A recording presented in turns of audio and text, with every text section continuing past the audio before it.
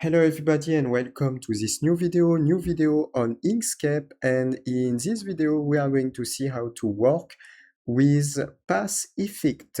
You can subscribe to this YouTube channel if you like the content.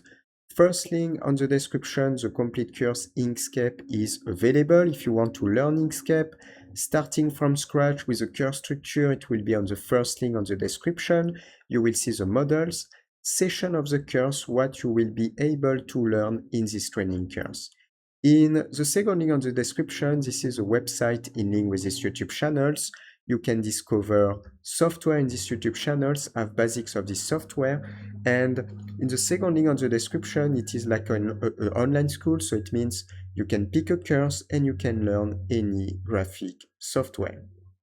So we are going to start with the pass effect. So the aim is just to show you some basicals. I will click on the pen tools and I will just create a pass. So here, for example, I can just create a pass. Let's make something here, something like this, and I will just press enter to validate this pass. I will go in the fill and stroke option. We have here the stroke fill options. I will deactivate. I will activate the stroke pane. And in the stroke style, I will define a color. First stroke pane, I will activate a color. And in the stroke style, I will decrease the value. So here I will decrease maybe a value of 4, just like that. So if I want to add, for example, a stroke effect, you can go here on the pass features and you can find pass effect, pass effect. Automatically, you can create a new panels on the top right corner. On this area, you can have access to a library of different pass effects that you can create. And you have definitely a lot of type of options. For example, when I have something like this, I can use something like, for example, we have something like the taper stroke and the power stroke.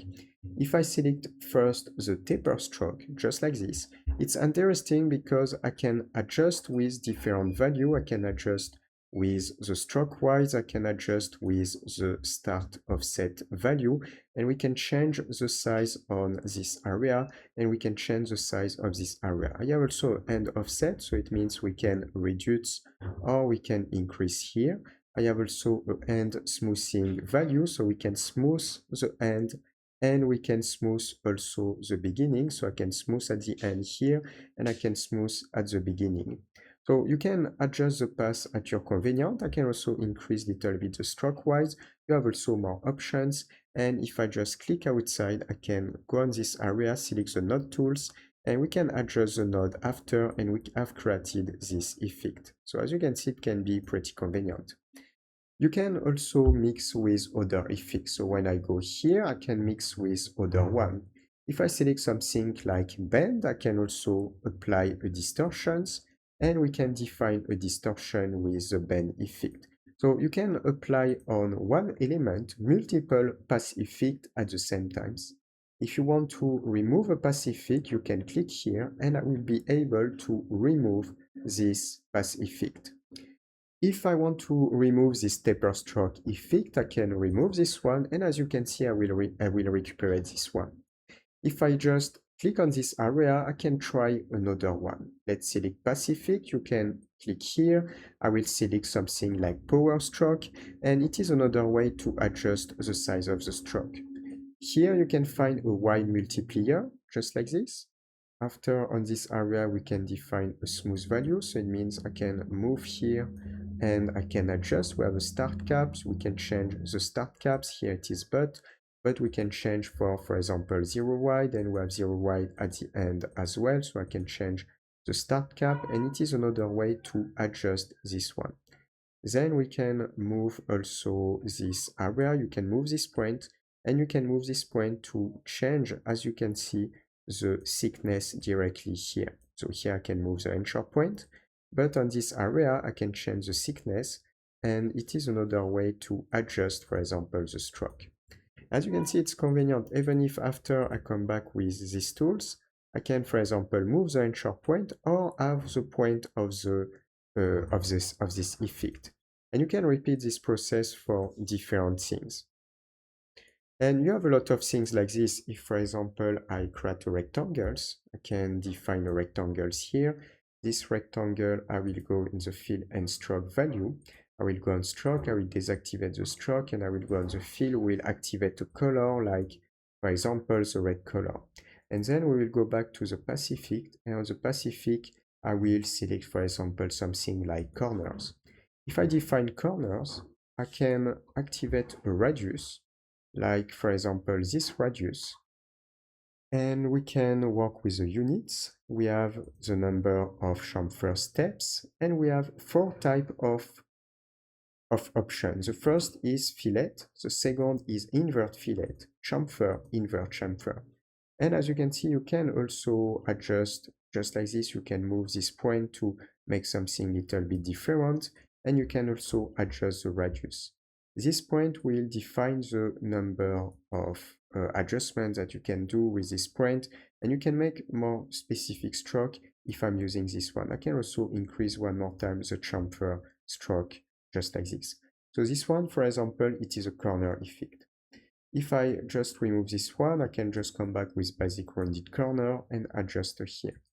If I come back to this area, you have more options. So this was the first category, edit tools.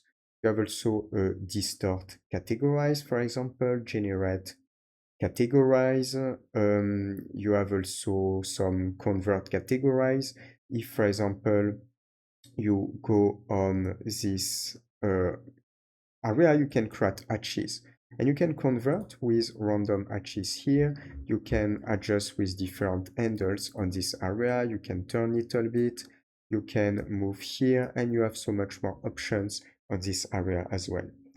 If I just come back to the Pacific, you can also create some tiling options. So what does it mean? It means you can have small rectangles. You can place your rectangles on this area, and if you go in these options, you can define, for example, tiling, and after to define tiling, I have mirror mode, and you can define the number of rows and the number of columns just here. After that, I can define a gap, so it means a space between my different elements on the x-axis and on the y-axis. And definitely it's convenient because you can make a lot of type of options. And I can define 8, 4, I can increase the size on the x-axis, like for example this one, the size on the y-axis.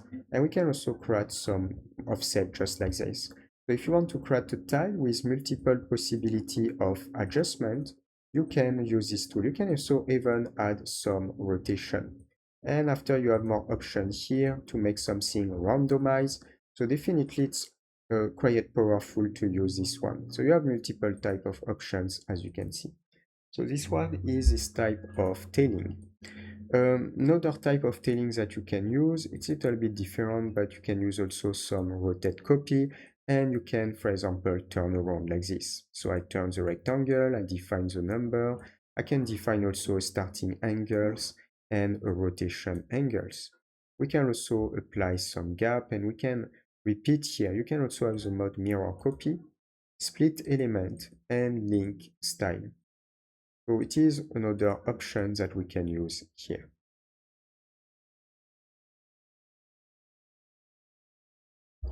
So that's it. This is how we can start. So you can open this panel when you add a path, but it works also with an object.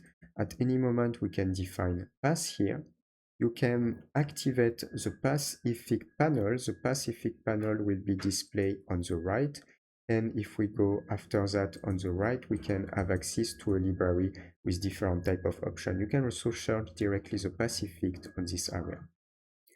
So we are going to stop here for this video. If you like, subscribe to this YouTube channel. First link on the description, the complete course Inkscape is available. So if you want to learn Inkscape starting from scratch with the course structure, it will be on the first link on the description. You will see the models session of the course, what you will be able to learn. It is a complete course, reference course to perfectly master Inkscape starting from scratch.